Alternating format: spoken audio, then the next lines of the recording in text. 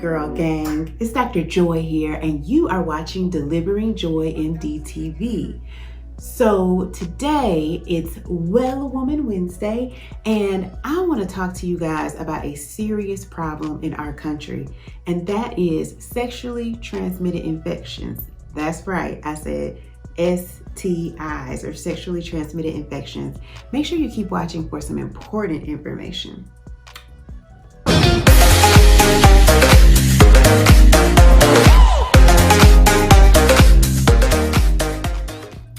All right, girls, let's jump into this video. So if you've been following along, you know that last week's Well Woman Wednesday was this video on herpes simplex virus, or herpes infection. So that was a requested video, so I wanted to go ahead and get that content out there for y'all. But I actually was doing some research not too long ago, just looking at some of the newest CDC updates on sexually transmitted infections, and I was absolutely blown away by the numbers, y'all. We have got to do better here in the United States. So 1 out of 5 people that you see walking around in these United States actually has a sexually transmitted infection.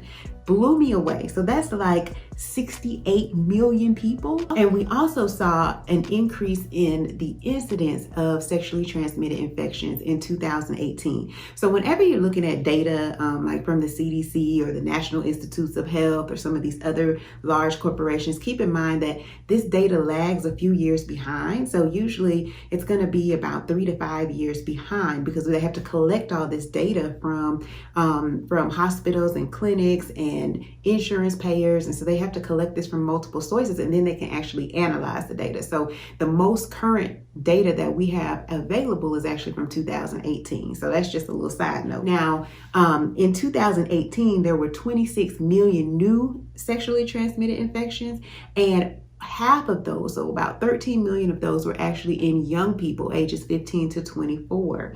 I noticed that I have been seeing a lot more positive STD results in my personal clinic, and I was kind of a little like, wow, you know, this is really increasing. I'm seeing more and more positives, but I did not know that this was such a systemic nationwide problem. So we've got to do a little bit better.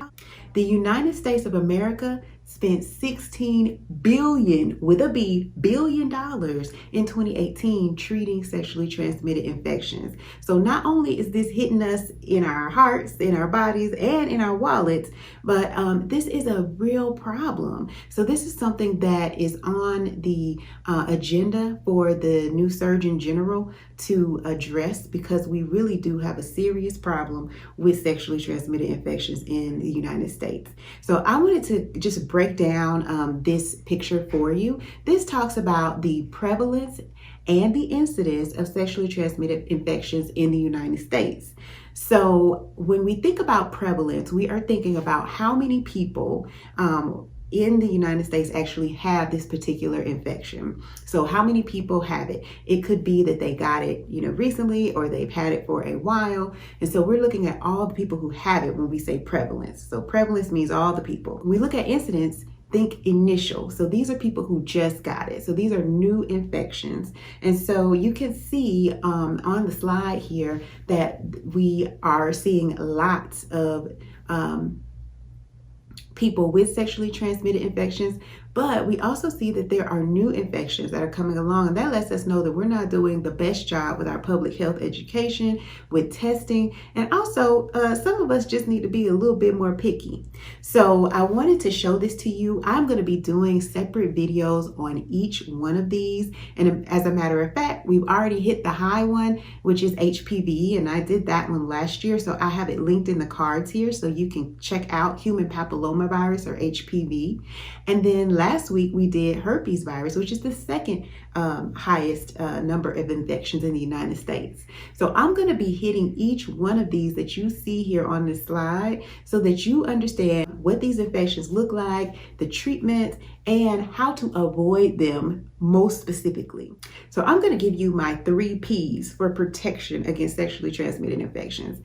Number 1 is be proactive. Be proactive.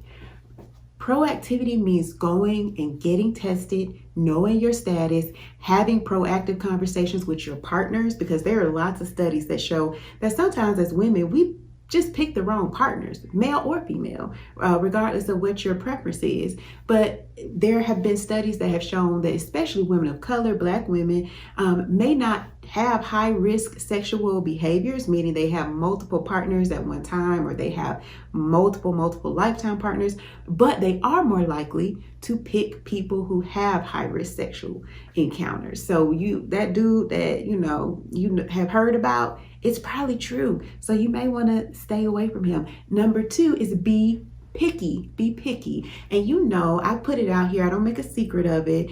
I really think that sex is a wonderful thing. It should be enjoyable. You should enjoy having lots of sex. But I think it really needs to be in a committed relationship and in covenant, really. We really want to get specific and spiritual with it. I think that, God invented sex for us to enjoy, but it really needs to be in relationship, because as you can see, when we're out here doing this, doing that, seeing him, seeing her, we are running into some real serious health problems. So be picky about your partners.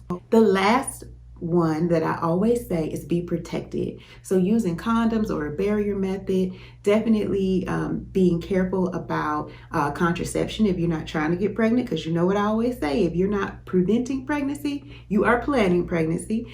And really think about how you want to move sexually in your life and how you can do that in the safest way possible.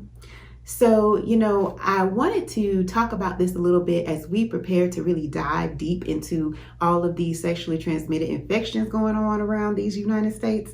But I really just want to say, as for my girl gang and everyone who identifies as women, this is serious business for us. This can affect our fertility. If you're pregnant with a sexually transmitted infection, this can affect the health of your newborn. It can cause preterm labor, different infections. Chlamydia worldwide is the #1 cause of blindness in infants, not in the United States, but worldwide. And so we really have to start thinking about these things. I know, sometimes things look good, they sound good or feel good, but they're not always good for us. So we're going to continue to take a deep dive in this. Make sure you like this video if you found it helpful. If you have questions or comments, make sure you post them in the comment section. I want you guys to catch every episode. We need to learn as much as we can about sexually transmitted infections and the prevention of those infections. So make sure you subscribe so you don't miss a single episode, and hit that notification bell so that you know when that episode drops. I will see you next time, girl gang. Peace.